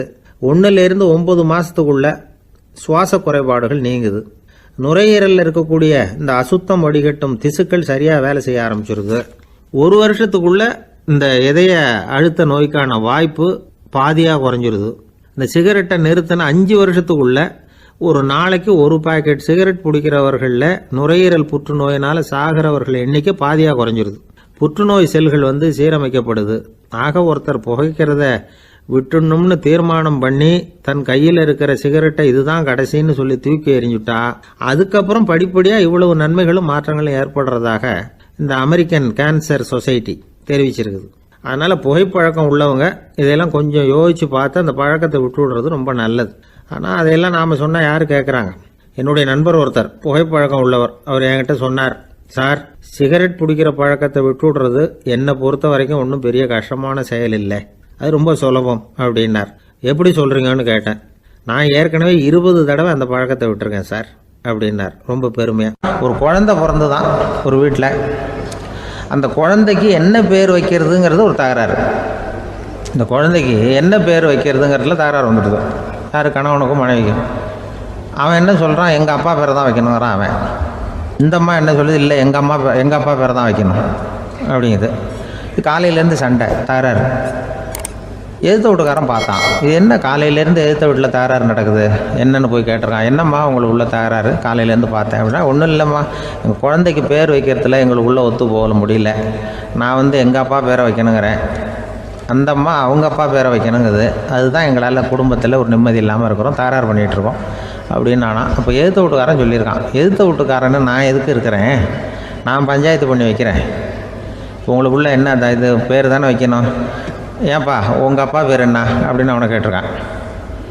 எங்கள் அப்பா பேர் சீனிவாசன் அப்படின்ட்டுருக்கான். இந்த அம்மாவை உங்கள் அப்பா பேர் என்னம்மா? கிருஷ்ணன் அப்படின்னு சொல்லி. இவன் யோசித்து பார்த்தான், குழந்தைக்கு சீனிவாச கோபாலகிருஷ்ணன்னு பேர் வைங்க போங்க அப்படின்ட்டு போயிட்டான். ஏற்ற விட்டுக்கு தீர்த்து வச்சுட்டு போயிட்டான். போனதுக்கப்புறம் இவங்க 2 பேரும் பேசிக்கிட்டாங்க. சரி, இந்த சீனிவாசன் சரி, கிருஷ்ணன் சரி, நடுவில் கோபாலம் யார் அப்படின்னு சொல்லி அவனை போய் இழுத்துட்டு வந்தான். எழுத்து வீட்டில் போய், அது யாரா, அது இங்கே வா, அது யாரா கோபாலன்? அது எங்கள் அப்பா பேர். நீ அதை மட்டும் எதுக்கு விட்டு வைக்கிற, அதையும் சேர்த்து வச்சுட்டு போடான்னு. அதாவது குடும்பத்தில் வந்து ஒரு கணவனும் மனைவியும் ஒரு சின்ன விஷயத்தில் கூட ஒத்து போகலன்னா இப்படி தான் ஏற்று விட்டுக்காரன் பஞ்சாயத்துக்கு வருவான். கோபாலன்னு வந்து குறுக்க வருவான் ஒருத்தன். அப்படி அந்த அனுசரிப்புங்கிறது குடும்பத்தில் ரொம்ப அவசியம். கணவனும் மனைவி அது ஒன்றுக்கு மேலே இந்த கல்யாணம் பண்ணிக்கிறாங்க, அது ரொம்ப அவஸ்தை. ஒருவனுக்கு ஒருத்திங்கிறது நம்ம இதெல்லாம் சொல்கிறது. ஒன்றுக்கு மேற்பட்ட திருமணங்கள் வந்து சங்கடத்தில் தான் கொண்டு வந்து விடும். நிறைய சொல்லுவாங்க. உலகத்திலேயே ஒரு பெரிய இது என்ன தெரியுங்களா, இயற்கை வந்து நிர்ணயம் பண்ணுது. இப்போ வந்து நம்ம சில பேருக்கு எனக்கு பொம்பளை பிள்ளை வேண்டாம் ஆம்பளை பிள்ளை வேண்டான்னு சொல்லி இந்த ஸ்கேன் பண்ணி என்னென்னவோ பண்ணிகிட்ருக்குறாங்கல்ல. ஆனால் இயற்கை வந்து அந்த 50-50 ரேஷியோவை அது வந்து மெயின்டைன் பண்ணிகிட்ருக்கு. இந்த உலகத்தில் ஒரு அதிசயமான உண்மை என்னென்னா 116 ஆம்பளை பிள்ளை பிறந்தா 100 பொம்பளை பிள்ளை பிறகுதான். உலக அளவில் 116 ஆம்பளை பிள்ளை பிறந்தா 100 பொம்பளை பிள்ளை பிறகுது. இது எதுக்கு 16 அதிகமாக பிறகுதுன்னா, அந்த வாலிப வயசு அடையிறதுக்குள்ளே 16 செத்து போகுது. 16 அங்கங்கே ஓடுறது கொஞ்சம் முரட்டுத்தனமாக போகிறதுனால செத்து போகுது. அந்த 50-50 இந்த ஒருத்தருக்கு ஒருத்தங்கிற ரேஷியோவை இயற்கை வந்து மெயின்டைன் பண்ணிகிட்டு இருக்கு. அது ஒரு பெரிய அதிசயம். அதை விட பெரிய அதிசயம் என்னென்னா, இந்த உலக யுத்தம் நடந்ததில்ல, முதல் உலக யுத்தம், 2வது யுத்தம், அப்போ பார்த்துருக்குறாங்க, கணக்கு எடுத்துருக்குறாங்க. அந்த யுத்தம் முடிஞ்ச பிறகு 116 ஆம்பளை பிள்ளைக்கு பதிலாக 160 170 பிறக்க ஆரம்பிச்சுதான். 100 பெண் குழந்தைக்கு 170 180 ஆண் குழந்தை. இது எதுக்குன்னா, அந்த போரில் செத்து போகுதில்ல ஆம்பளை பிள்ளைகள், அதை ஈடுகட்டுறதுக்காக அதிகமாக பிறக்க ஆரம்பிச்சிருக்கு. அந்த அளவுக்கு வந்து இயற்கை வந்து ஒரு பெரிய ரேஷியோவை மெயின்டைன் பண்ணுது. அதாவது ஒருவனுக்கு ஒருத்திங்கிறத அது சொல்லிகிட்டு இருக்கு. புறாவெல்லாம் வளர்த்திங்கன்னா, நான் கூட புறா வளர்த்துருக்குறேன் ஊரில். புறா வளர்த்திங்கன்னா ஒரு தடவைக்கு 2 முட்டை தான் விடும் ஒரு வீட்டுக்கு. அந்த 2 முட்டையும் குஞ்சு பறிச்சுன்னா அதில் ஒன்று வந்து ஆணாக இருக்கும், ஒன்று பொண்ணாக இருக்கும். அது எந்த முட்டை ஆண் எந்த முட்டை பெண்ணுங்கிறத இயற்கை நிர்ணயம் பண்ணுது. அதை வந்து நம்ம மாற்றவே முடியாது. ரெண்டையும் அந்த பெண்ணாவோ 2 ஆணாவோ மாற்ற முடியாது நம்ம. அதனால் அந்த இயற்கையை புரிஞ்சுக்கிட்டு நாம் நடந்துக்கணும். அதனால தான் ஒரு கணவன் ஒரு மனைவி, அதான் ஒருத்தருக்கு ஒருத்தங்கிறது. ஒன்றுக்கு மேலேனா சங்கடம் தான். ஒரு பஸ்ஸில் வந்து ரெண்டு பெண்கள் வந்துக்கிட்டு இருந்தாங்களாம். பஸ்ஸு பிரயாணம். 2 பெண்கள் வந்து பக்கத்தில் உட்காந்துருக்காங்க. அந்த கண்டக்டரை கூப்பிட்ருக்காங்க, இங்கே வாயா அப்படின்னு அந்த ஒரு அம்மா கூப்பிட்ருக்கு. என்னம்மா அப்படின்ட்டுருக்கார். வந்து இந்த ஜன்னலை திறந்து விட்டு போ அப்படின்னு. சரின்னு பக்கத்தில் இருந்த ஜன்னலை திறந்து விட்டு அவர் போயிட்டார். பக்கத்தில் இருந்தாமா உடனே இங்கே வாயா மறுபடியும் வாயான்னு கூப்பிட்ருக்கு. வந்து என்ன இந்த ஜன்னலை மூடி விட்டு போ அப்படின்ட்டுருக்கு. மூடி விட்டு போனார். மறுபடியும் அந்த முன்னாடி கூப்பிட்டது வாமா வாயான்னு மறுபடியும் கண்டக்டரை கூப்பிட்டு, என்ன இந்த பார், இந்த ஜன்னலில் வந்து நீ மூடி வச்சின்னா நான் மூச்சு திணறி செத்து போடுவேன். அப்புறம் உடனே பக்கத்தில் இருந்தம்மா தபாரியா அந்த அம்மா பேச்சை கேட்டுட்டு நீ திறந்து வச்சின்னா நான் குளிர் தாங்காமல் செத்து போடுவேன் அப்படின்ட்டு அவர் தலையை பிச்சுக்கிறார் கண்டக்டர். என்னடா பெரிய ரொம்ப போச்சு, கொஞ்சம் தூரம் பிரயாணம், இதில் கூட அட்ஜஸ்ட் பண்ணி போகக்கூடாதா அப்படின்னு. அப்போ அந்த பஸ்ஸில் பின்னாடி ஒருத்தன் கடைசி சீட்டில் வெயில் தாங்காமல் சட்டையெல்லாம் கட்டி போட்டுட்டு ஒரு கிராமத்து ஆள் பீடி குடிச்சிட்டு வரான். அவர் கூப்பிட்ருக்கான் அந்த ஆள், அந்த கண்டக்டர், இங்கே வாயா அங்கே என்ன தகராறு அப்படின்னு. அந்த எதிர்த்து வீட்டுக்காரன் வந்தானே முன்னாடி பஞ்சாயத்துக்கு, அது மாதிரி கண்டக்டர் இங்கே வாயா, அவன் ஏன் நீ என்ன சொல்ல போகிற அப்படின்ட்டு வந்திருக்கான். சட்டையெல்லாம் கேட்டு போட்டு பீடி குடிக்கிறான். பீடி புகையை ஊதி விட்டு அங்கே என்ன தகராறு அப்படின்னு கேட்டிருக்கான். ஒன்றும் இல்லையா, அந்த அம்மா வந்து ஜன்னலை திறந்தா செத்து போவேங்கிறது, இந்த அம்மா ஜன்னலை மூடுனா செத்து போவேங்கிறது, நான் என்னையா பண்ணுறது ஒரு ஆள், இதுக்கு ஏன் கவலைப்படுறேன், நான் சொல்கிறத கேள், நான் தீர்த்து வைக்கிறேன் பிரச்சனையை அப்படின்னு சொல்லிவிட்டு பீடியை எடுத்துக்கிட்டு புகையை ஊதிவிட்டு சொன்னானா, கொஞ்ச நேரம் அந்த ஜன்னலை மூடி வை, அந்த அம்மா செத்து போவோம், அப்புறம் திறந்து வை, இந்த அம்மா செத்து போவோம், நாம் நிம்மதியாக போகலாம் அப்படின்னு சொல்லிட்டு பீடி குடிக்க ஆரம்பிச்சிட்டான். அவருக்கு கோவம் வந்துட்டுது கண்டக்டருக்கு. உனக்கு என்னையா நீ பாட்டுக்கு சொல்லிட்டு போடுவ, அந்த 2 அம்மாவும் செத்து போச்சுன்னா அவங்க வீட்டுக்காரனுக்கெல்லாம் யார் பதில் சொல்கிறது அப்படின்னா, கவலையே படாத, 2 பேருக்கும் நான் தான் வீட்டுக்காரன், அதனால தான் அந்த யோசனையை சொன்னேன் அவங்ககிட்ட. அப்புறம் இதுதான் அந்த ஒன்றுக்கு மேலே போச்சுன்னா அது இயற்கைக்கு விரோதம், இப்படிலாம் ஆகும். அதனால தான் அவன் அவ்வளவு ஒன்றுமே வேண்டான்ட்டு கடைசி பெஞ்சு இதில் போய் சீட்டில் உட்காந்துக்கிட்டான். அப்படி அது இயற்கையை புரிஞ்சுக்கிட்டு வாழணுங்கிறது முக்கியம். குடும்பத்தில் வந்து கணவனுடைய பங்கு என்ன, மனைவனுடைய பங்கு, குழந்தை குட்டிகள்லாம் சொல்லுவாங்க. அப்படி இருக்கணும். கணவன்கிறவனுக்கு நிறைய சகிப்புத்தன்மை தேவைப்படுது. இதில் ஒரு பெரிய நீதிபதி இருந்தார் சென்னையில், உண்மையாக நடந்தது. சென்னையில் ரொம்ப காலத்துக்கு முன்னாடி காந்தி இருந்த காலத்தில் சென்னையில் ஒரு நீதிபதி, அவர் ஒரு நாள் கோர்ட்லாம் விட்டு ரொம்ப கஷ்டப்பட்டு ராத்திரி சும்மா போய் உடனே வீட்டுக்கு வரல. கோர்ட்டினுடைய நடவடிக்கை முடிஞ்சு வீட்டுக்கு வராமல் போய் எங்கெங்கேயோ போய் சுற்றிவிட்டு அந்த நண்பர்களோடு அப்படி உல்லாசமாக அப்படி கொண்டாடிவிட்டு ராத்திரிக்கு வந்திருக்கிறாரு வீட்டுக்கு 1 மணிக்கு. அப்போ அந்த வயசான அம்மா வாசல்லையே காத்துக்கிட்டு இருக்கு. உள்ளே போச்சு நீதிபதி இன்னும் வந்து சேரலேன்னு வாசல்லே நின்றுட்டு இருந்ததான். அப்போ அது வந்த உடனே பலார்னு அரைஞ்சி விட்டாங்களாம் அந்த அம்மா. ஏன்டா அவ்வளோ தூரம் எங்கே போனேன்? என்ன தான் நீதிபதியாக இருந்தாலும் அவங்களுக்கு உள்ளே தானே. பலார்னு அரைஞ்சி விட்டாங்க. உடனே அவர் கலங்கி போய் அழுதாராம். மறுநாள் கேட்டிருக்காங்க அந்த பக்கத்தில் இருந்தவங்க, ஏன் நீ வந்து பெரிய நீதிபதி, பெரிய பதவியில் இருக்க, அதனால் உன்னை உங்கள் அம்மா அடிச்சிட்டாங்கன்னு அழுதியா அப்படின்னு கேட்டாங்களாம். அப்போ அவர் சொன்னாராம் நீதிபதி, இல்லை நான் வந்து இது மாதிரி எங்கள் அம்மாக்கிட்ட அடிக்கடி அடி வாங்குவேன். எப்போதும் அவங்க அடிக்கிற அடி பலமாக விழும். இப்போ அவங்க அடித்தது எனக்கு வலிக்கவே இல்லை. அந்த அளவுக்கு அவங்களுக்கு வயசாகிட்டுதே, பலம் குறைஞ்சிட்டுதேன்னு நினச்சி அழுதேன் அப்படின்னுக்காரான். அதுதான் புள்ள அம்மா பேரில் உள்ள பாசங்கிறது. இதே போல் நான் சொன்னது மாதிரி முன்னாடி இவர் ஒரு இறைநேச செல்வர் ஒருத்தர் இருந்தார். ஒரு அம்மா வந்து எனக்கு அப்பா தண்ணி கொடுப்பா அப்படின்றது படுக்கையில் இருந்த அம்மா. இவர் ஏதோ படிச்சுக்கிட்டு இருந்தவர், ஒரு சின்ன இளைஞர். உடனே ஓடி போய் ஒரு குவளையில் தண்ணி எடுத்துகிட்டு போய் அம்மாவுக்கு முன்னாடி நிற்கிறார். முன்ன அந்த அம்மா அதுக்குள்ளே தூங்கி போச்சு.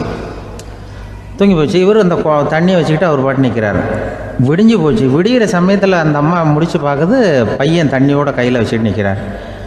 ஏம்மா என்னப்பா நீ ராத்திரி பூரா தண்ணியோடு நின்றுட்டு இருக்கிறியா எனக்கா அப்படின்னு. அப்பா அவர் சொன்னாராம், ஆமாம்மா ராத்திரி தண்ணி தாகமாக இருக்குன்னு கேட்டிங்க, உடனே தண்ணி கொண்டு வந்துட்டேன். ஓடி வந்து பார்க்கும்பொழுது நீங்கள் தூங்கிக்கிட்டு இருந்தீங்க.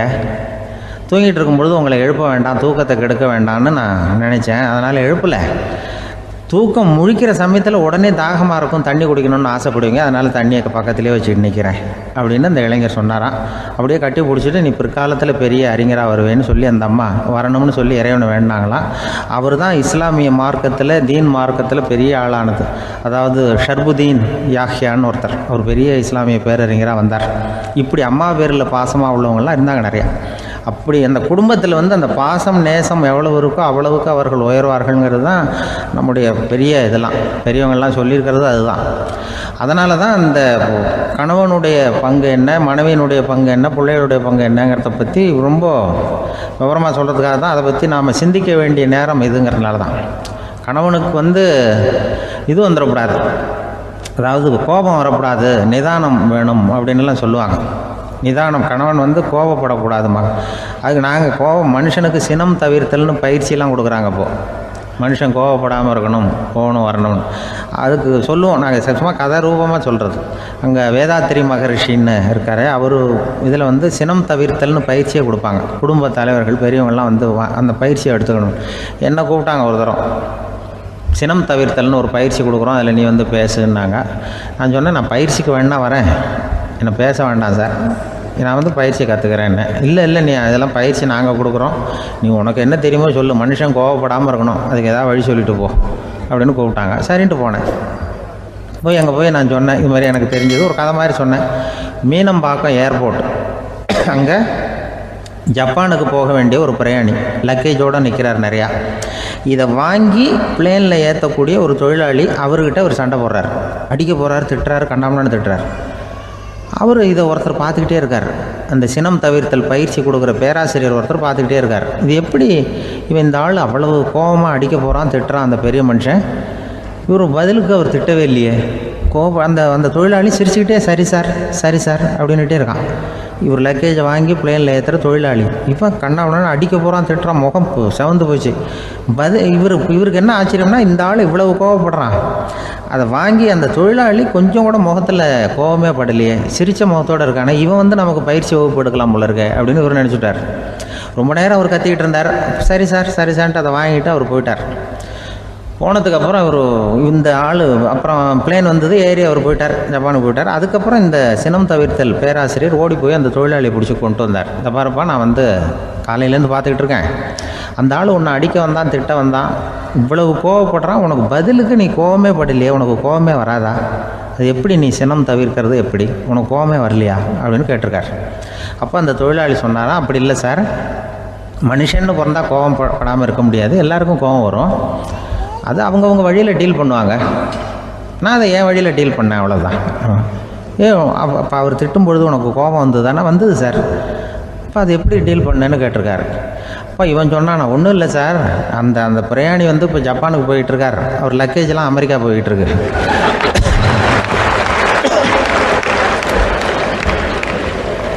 இதுக்கு நாம் எதுக்கு சார் அனாவசியமாக அவன்கிட்ட போய் சண்டை போட்டுக்கிட்டேன்? அப்படி மாற்றி ஏற்றி விட்டா அவன் போய் பார்த்துக்கிறான் எங்கேயாவது. அதுதான் நான் சினம் தவிர்க்கிற வழி அப்படின்னு சொன்னாரான். உடனே இதை தான் எனக்கு தெரிஞ்சது கோபம் வராமல் இருக்கிறதுன்னு அங்கே பேசினேன் அந்த கூட்டத்தில். அதுக்கப்புறம் இன்ன வரைக்கும் அவங்க கூப்பிடுறதே இல்லை என்ன. ஏன்னா நாங்கள் வந்து முறையாக ஒருத்தன் கோவப்படாமல் இருக்கிறதுக்கு என்ன வழின்னு சொல்லி கொடுத்துட்ருக்குறோம். நீ இப்படி பண்ணுறியப்பா அப்படின்னு சொல்லி. இப்போ எப்படின்னா, ஒரு 600 வருஷத்துக்கு முன்னாடி மனுஷனுக்கு இருந்த நெருக்கடி இருக்குது பாருங்கள். ஒரு 600 வருஷத்துக்கு முன்னாடி மனுஷனுக்கு எவ்வளோ நெருக்கடி இருந்ததோ அதுபோல் 40 பங்கு இப்போ அதிகமாகிட்டு தான் கண்டுபிடிச்சி சொல்லியிருக்கிறாங்க. அவ்வளவு நெருக்கடிக்கு மத்தியில் நாம் வாழ்ந்துக்கிட்டு இருக்கிறோம். ஒரு 600 வருஷத்துக்கு முன்னாடி என் தலையில் 1 கிலோ வச்சுக்கிட்டு நின்னேன்னு வைங்க, இப்போ 40 கிலோ வச்சுக்கிட்டு நிற்கிறேன்.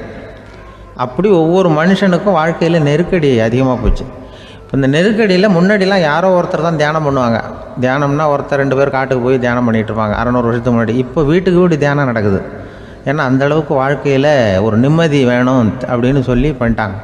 அதுக்கு தான் இயற்கை கொடுத்துருக்கிற ஒரு இயற்கையான வைத்தியம்தான் சிரிப்புங்கிறது. இதை பற்றி பெரியவங்கள்லாம் இப்போ ஆராய்ச்சி பண்ணிகிட்டு இருக்கிறாங்க. சிரிப்புங்கிறது நாம் பிறந்து ஒரு 6 மாதத்தில் தான் முதல் தடவையாக விவரமாக சிரிக்க ஆரம்பிக்கிறோமா. நாம் பிறந்து 6 மாதத்துக்கு, அதாவது முதல் தடவை சிரிக்க ஆரம்பிக்கிறது ஒரு 6ஆவது வாரம், 1.5 மாதத்தில் தான் குழந்தை வந்து விவரமாக சிரிக்க ஆரம்பிக்குது. அப்புறம் அப்படியே சிரிக்க ஆரம்பிக்கிறோமா. அதெல்லாம் இப்போ கணக்கு எடுத்துருக்குறாங்க. ஒரு குழந்தை ஒரு நாளைக்கு 200 தடவை சிரிக்குதான் ஒரு குழந்தை.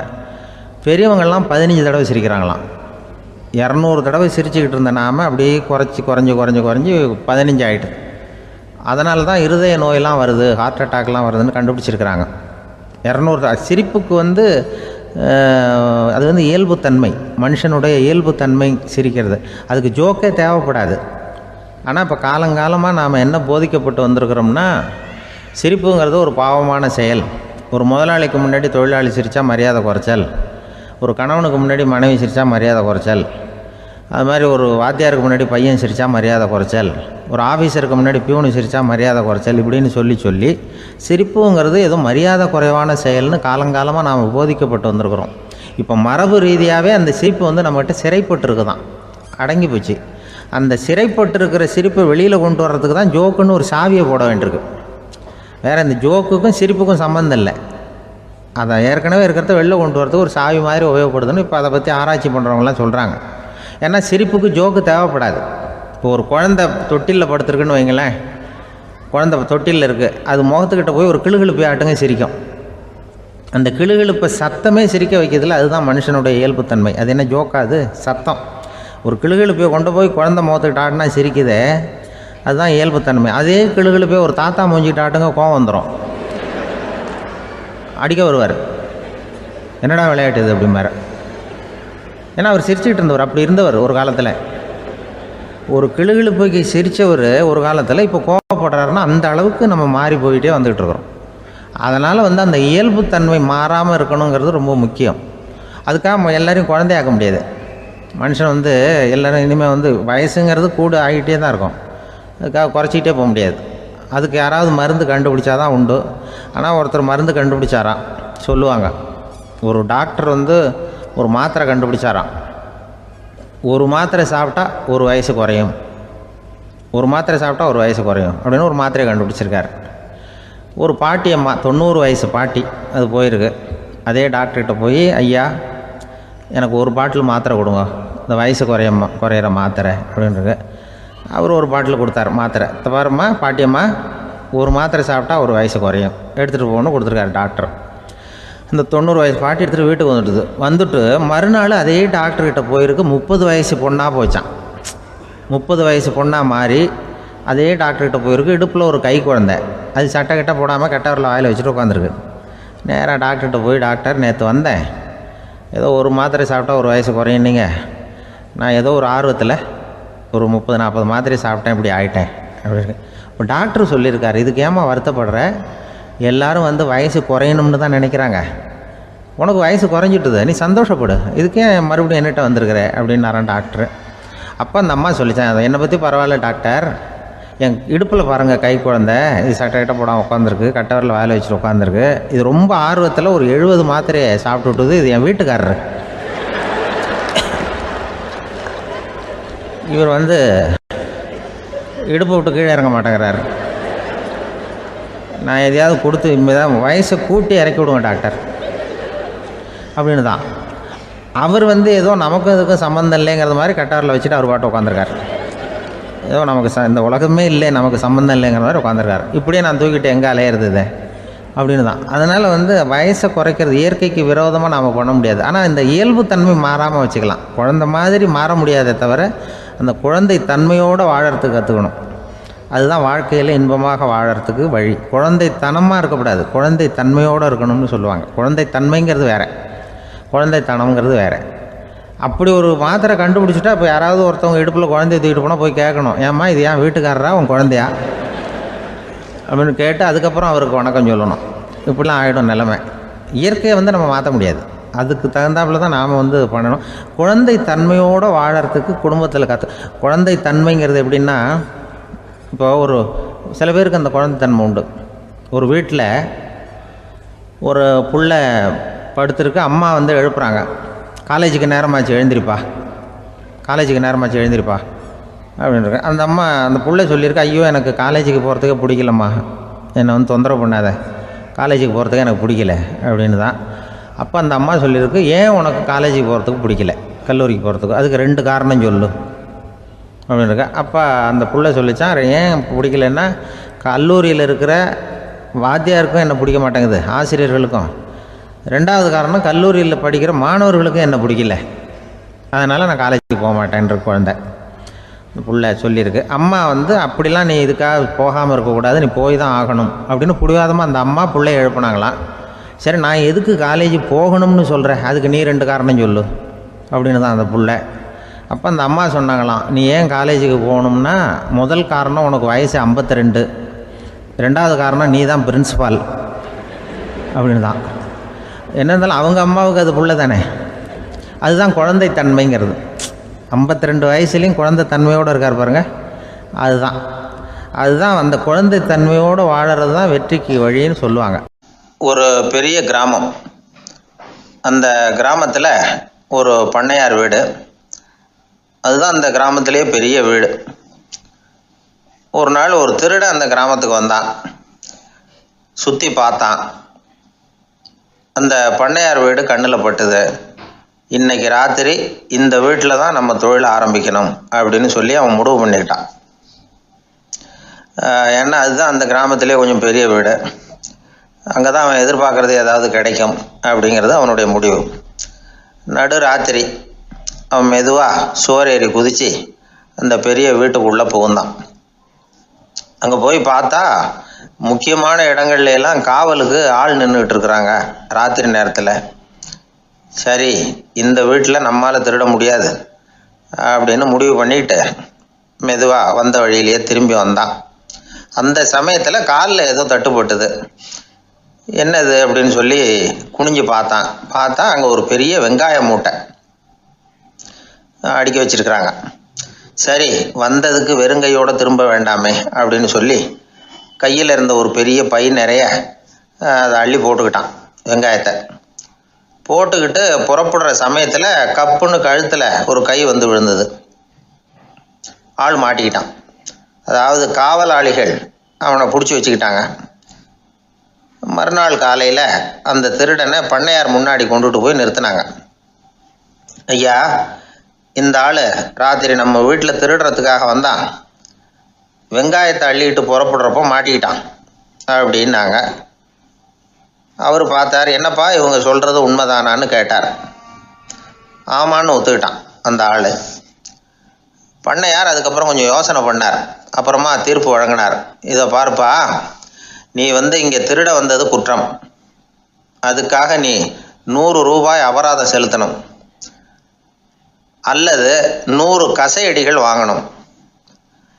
அதுவும் இல்லைன்னா நீயே திருடுன அவ்வளவு வெங்காயத்தையும் பச்சையாக என் கண் முன்னாடியே சாப்பிட்டுடணும். இதில் எந்த தண்டனையை ஏற்றுக்கிறது அப்படிங்கிறத பற்றி நீயே யோசனை பண்ணி முடிவு எடுத்துக்கலாம் அப்படின்னு சொல்லிவிட்டார்.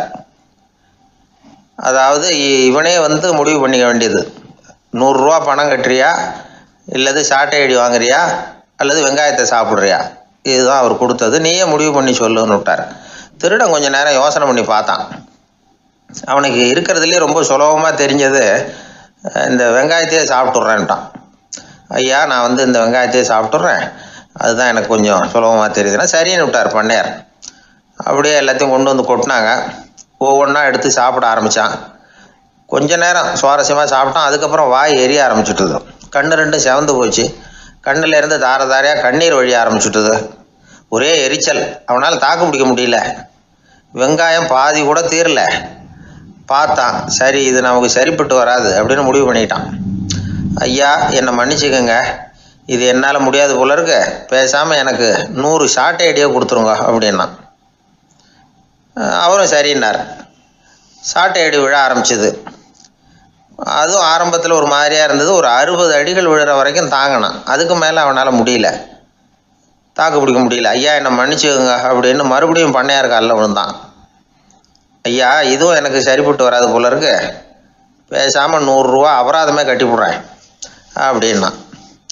அதே மாதிரி பணத்தை எடுத்து கொடுத்துட்டு அவன் பாட்டுக்கு போனான். இப்படி ஒரு கதை உண்டு. இந்த கதையை உலக புகழ்பெற்ற மனோதத்துவ மேதை எம் ஸ்காட் பெக் ஒரு உதாரணமாக எடுத்து சொல்கிறார். எதுக்காக அவர் எடுத்து சொல்கிறாருன்னா, இந்த முடிவெடுக்கும் திறன் அப்படிங்கிறத விளக்கிறதுக்காக.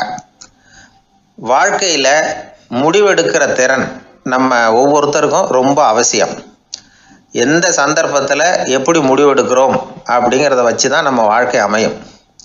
எவ்வளவு தான் பணம் இருந்தாலும் சரி, எவ்வளவு தான் படிச்சிருந்தாலும் சரி, இந்த முடிவெடுக்கிற திறன் சரியா இல்லைன்னா வாழ்க்கையில் பல சறுக்கல்களை சந்திக்க வேண்டியிருக்கும். நாம் முடிவுகள் எடுத்தால் அந்த முடிவுகளால் ஏற்படக்கூடிய விளைவுகளுக்கு நாம் பொறுப்பு ஏற்க வேண்டியிருக்குமே அப்படிங்கிற பயத்தினால முடிவெடுக்கிற அதிகாரத்தை பல சமயங்களில் நாம் மற்றவங்களுக்கு தாரவாத்து கொடுத்துட்றோம். நாமே முடிவெடுக்கக்கூடிய திறமையை வளர்த்துக்கிறது தான் ரொம்ப முக்கியம். ஒருத்தர் சொன்னார், சார் சின்ன சின்ன பிரச்சனைகள்ல எல்லாம் எங்கள் வீட்டில் என் மனைவி முடிவு எடுக்க விட்டுருவேன், பெரிய பிரச்சனைகள்ல எல்லாம் நான் தான் முடிவெடுப்பேன் அப்படின்னார். பரவாயில்லையே அப்படின்னு சொல்லி சின்ன சின்ன பிரச்சனைகள்னா எதுங்க அப்படின்னு கேட்டேன்.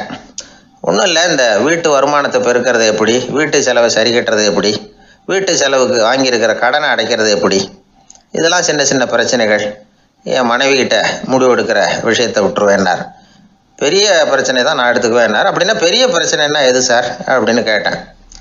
அது என்னென்னா, இந்த உலக பொருளாதாரத்தை மேம்படுத்துறது எப்படி, 21ஆம் நூற்றாண்டில் என்னென்ன சவால்களை சந்திக்க வேண்டியிருக்கும் உலகம், இதெல்லாம் நான் பார்த்துக்குவேன் அப்படின்னார். பாருங்கள், இது பிரச்சனைகள்லேருந்து தப்பிக்கிற வழி. அதனால் வாழ்க்கையில் பிரச்சனைகளை சந்திக்கிறதுக்கு தயங்கக்கூடாது. அதே மாதிரி சரியான நேரத்தில் சரியான முடிவு எடுக்கிறதுக்கு நாம் கற்றுக்கணும். அது ரொம்ப முக்கியம். ஒரு ரயில் போய்கிட்டு இருக்கு. அதில் ஒரு பெரியவர் பிரயாணம் பண்ணிகிட்டு இருக்கிறார். எதிரில் ஒரு பெரிய அதிகாரி, ஐஏஎஸ் ஆஃபீஸர் உட்காந்துருக்கிறார். 2 பேருக்கும் முன்ன பின்ன அறிமுகம் இல்லை. அவர் வேற யாரோ, இவர் வேற யாரோ. ஒரே ரயிலில் பிரயாணம் பண்ணிகிட்டு இருக்கிறாங்க. அதுவும் எதிர்த்த இருக்கையில். ஏதோ ஒரு நகரத்தில் வண்டி நின்றுது. 2 பேரும் கீழே இறங்கினாங்க. பெரியவர் ஒரு ட்ரங்க் பெட்டியோட கீழே இறங்கினார். அந்த அதிகாரி கையில் ஒரு சின்ன பெட்டி. அவர் அந்த சின்ன பெட்டியை கீழே வச்சுட்டு கூலி கூலின்னு கத்திக்கிட்டு இருந்தார். இந்த பெரியவர் பார்த்தார், ஐயா இந்த பெட்டி மட்டும்தானா, இல்லை இன்னும் ஏதாவது இருக்குதா அப்படின்னு விசாரித்தார். இப்போ அதிகாரி சொன்னார், இல்லைங்க இது மட்டும்தான் அப்படின்னு சொன்னார். இதுக்கு என்னத்துக்காக கூலி ஆள், நானே எடுத்துக்கிட்டு வரேனே வாங்க அப்படின்னு சொல்லி அந்த பெட்டியை இந்த பெரியவர் கையில் எடுத்துக்கிட்டார். எடுத்ததும் 2 பேரும் பேசிக்கிட்டே நடந்து வராங்க. இப்போ பெரியவர் சொன்னார், இப்போ உள்ள நாகரிகம் எப்படி இருக்குன்னா, சுமை கால் பணம், சுமக்கூலி முக்கால் பணம் அப்படிங்கிற மாதிரி இருக்குது.